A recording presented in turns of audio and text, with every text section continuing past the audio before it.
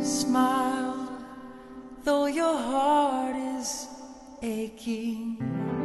Smile, even though it's breaking. When there are clouds in the sky, you'll get by. If you smile through your fears and sorrow, smile, and maybe tomorrow you'll see the sun come shining through for you.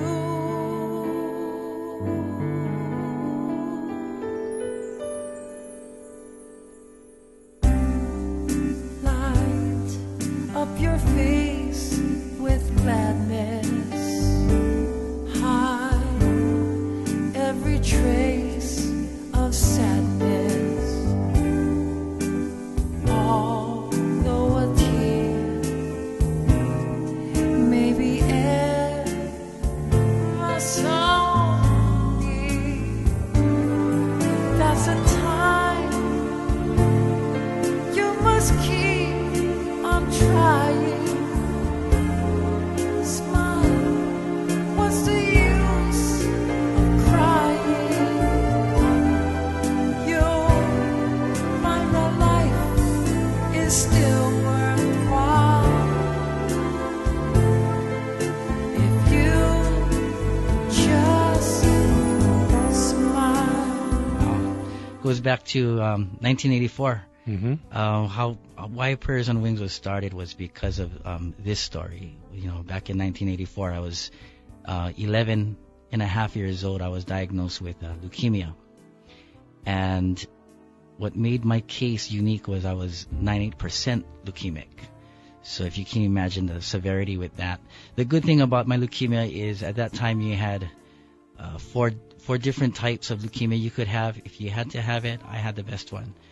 So that made my chances a little bit better. They immediately started me on my chemo. Mm-hmm. I was blessed by the next week I took another test. I was cancer-free. So No kidding. Yeah, and I was cancer-free during my 4 years of chemo. I never had a relapse. No real big complications. So that's what that was about. But during the time of chemo, I am an only child. And I have the best parents in the world.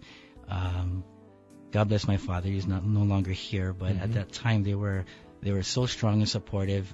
My mom learned to be a nurse. My dad did everything. He was self-employed. He stopped working to be able to take me to the doctors and wait for test results. Some of them took 6 to 8 hours waiting in a doctor's office. Right. And my mom didn't drive, so he would be the only one. So if you can imagine all of this going on, I watched my family literally suffer financially.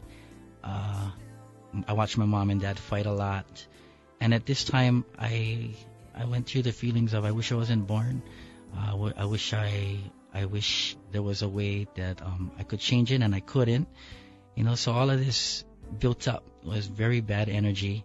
And I used to cry to a rubber duck. Mm-hmm. A rubber duck, the ones you find in the store, was my best friend. So I used to cry to it. I used to sing to it. Mm-hmm. I used to sleep with it in bed and all of that. And it became my best friend because Right. I was in the hospital, out of the hospital, kept at home. I lost all my friends. Nobody wanted to play with me because either they thought they would catch it or they would hurt me. So I didn't have any friends at that time. Right. And my teenage years was very hard.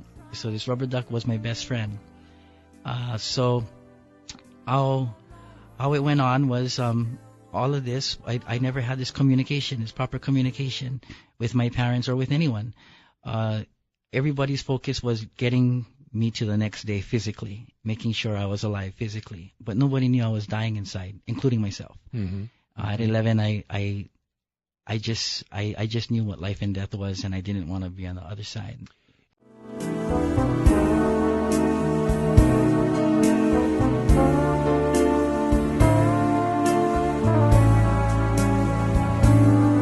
That's a time you must keep on trying.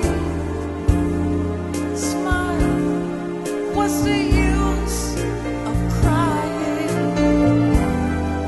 You'll find that life is still worthwhile